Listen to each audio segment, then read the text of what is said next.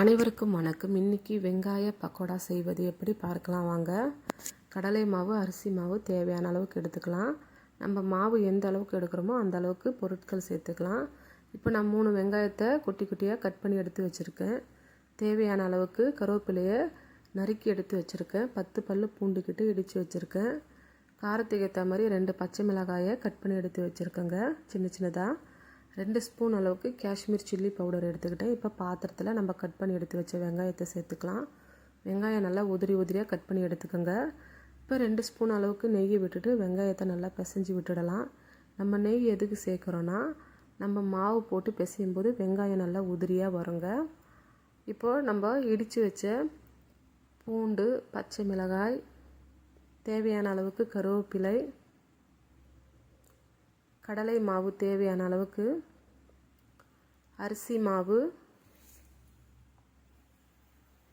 Kashmir chilli powder 2 spoon அளவுக்கு,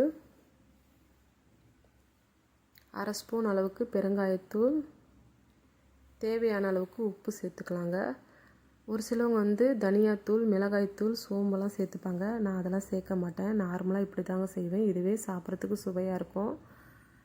இப்போ மாவில் தேவையான பொருட்கள் சேர்த்துட்டு கொஞ்சம் கொஞ்சமாக தண்ணி தெளித்து பிசைஞ்சு எடுத்துக்கலாம். தண்ணி அதிகமாக ஊற்றி பிசைஞ்சிடாதீங்க. அப்புறம் மாவு தண்ணியாக ஆகிடுங்க. அதனால் நம்ம பிசையும் போது கொஞ்சம் கொஞ்சமாக தெளித்து நல்லா பிசைஞ்சு எடுத்துக்கலாம். இந்த அளவுக்கு வரணுங்க. தண்ணி அதிகமாகவும் இல்லாமல் கம்மியாகவும் இல்லாமல் கரெக்டான அளவுக்கு பிசைஞ்சு எடுத்துக்கிட்ட பிறகு ஒரு 5 நிமிஷம் தனியாக எடுத்து வச்சிடலாம். இப்போ கடாயில் தேவையான அளவுக்கு எண்ணெய் ஊற்றிக்கலாங்க. நான் கடலை எண்ணெய் தாங்க யூஸ் பண்ணியிருக்கேன். பக்கோடாவுக்கு சுவையாக இருக்கும் எண்ணெய், கடலை எண்ணெய். இப்போ எண்ணெய் நல்லா சூடான பிறகு நம்ம பிசைஞ்சு எடுத்து வச்ச மாவை சேர்த்துக்கலாங்க. பாருங்கள், மாவு நல்லா உதிரியாக வருது பாருங்கள். இந்த அளவுக்கு தான் வரணும். இப்போ மாவை சேர்த்துட்டு ஒரு 10 நிமிஷம் அடுப்பை ஸ்லோ பண்ணி வச்சுக்கோங்க.